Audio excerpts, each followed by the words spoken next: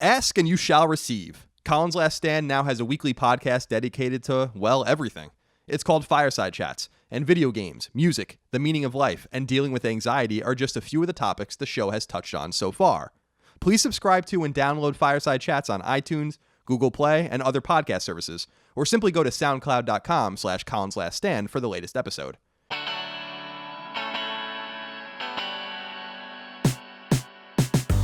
Greetings and salutations. Welcome back to Colin's Last Stand right here on YouTube. My name is Colin Moriarty.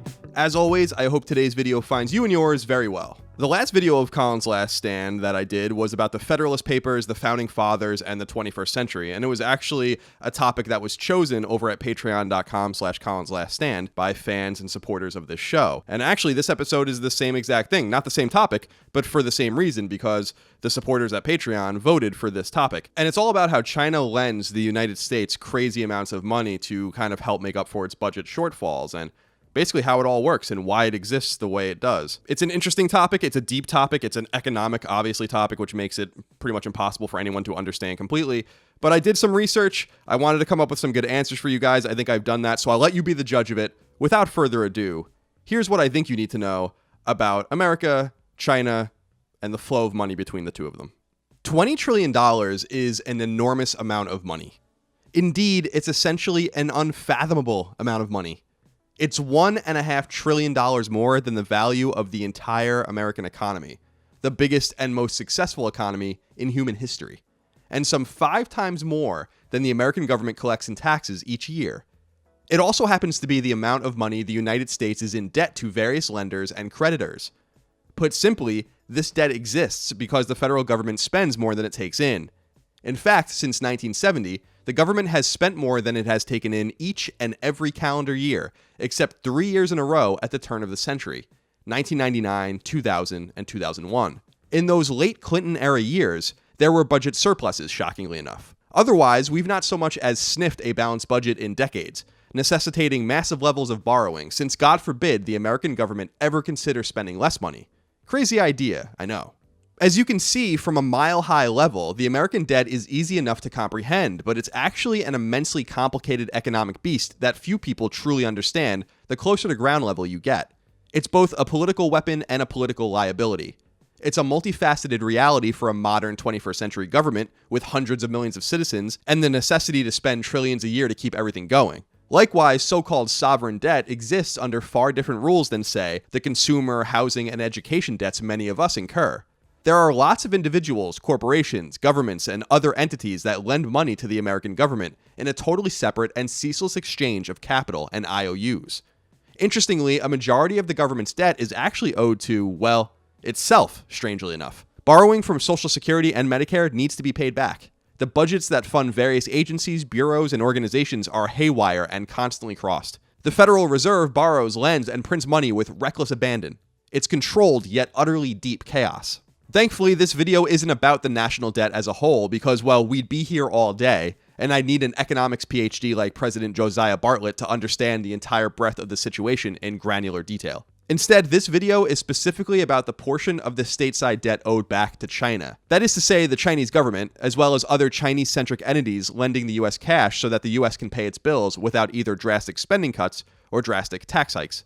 When it comes to talking points and optics surrounding American deficit spending, the specter of China looms large, yet it also plays a role in the expectations of your average American, who doesn't want to spend a lot, yet demands a lot, and the federal government, which wants to do as much as possible, even if it means it doesn't have the actual means to do so. We've sustained a relatively uneasy peace with the Chinese government for decades, ideologically opposed communists who we've never quite trusted, toting an economy that preys on a massive trade imbalance with the US, and a highly manipulated currency situation that makes its goods exceptionally cheap on the global markets. China has prospered because it doesn't play by the old communist playbook, operating a market that fuses deep Western-inspired economic reforms while remaining ostensibly totalitarian. Newfound economic prosperity is the only thing keeping the Chinese people from rising up. As long as the standard of living keeps rapidly increasing, they'll turn a blind eye to many of their suspended rights and privileges. The Chinese government is well aware that they currently have the best of both worlds, and that it's all buttressed by money and growth, so they stay on offense. By manipulating the value of its own currency, the yuan, by sustaining a far lower standard of living than the US and much of the Western world, and by manufacturing an endless array of cheap stuff the world wants, China has great economic leverage, and that's before we even get into the debt. A trade imbalance simply means that in a straight-up exchange of goods and services between the economies of two countries, one country benefits far more in a literal monetary sense than the other.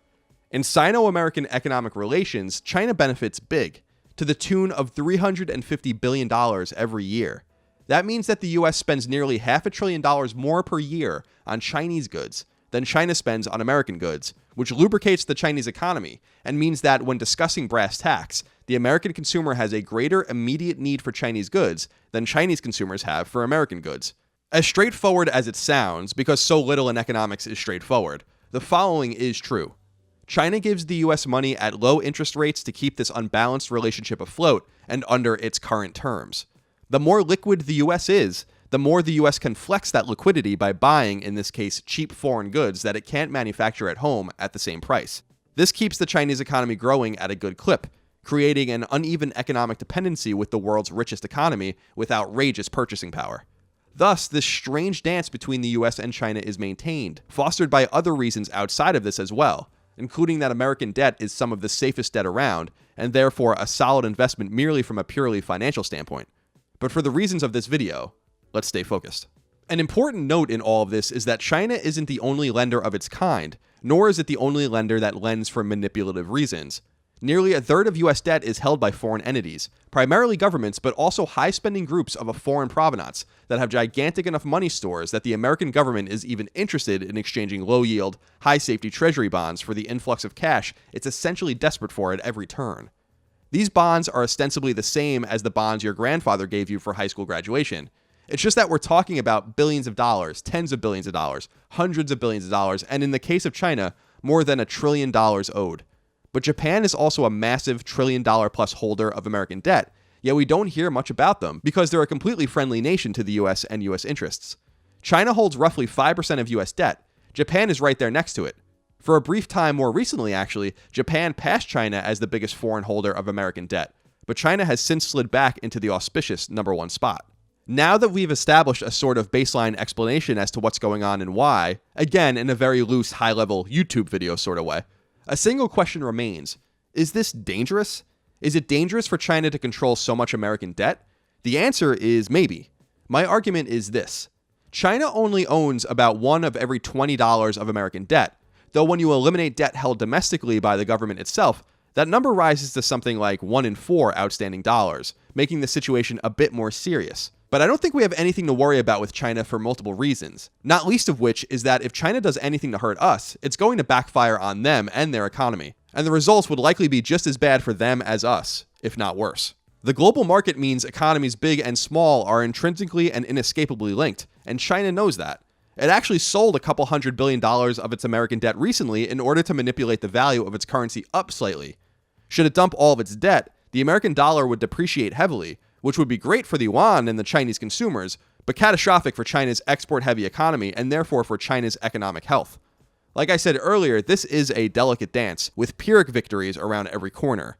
China's population is literally 4 times larger than America's. That's a lot of people to employ, a lot of mouths to feed.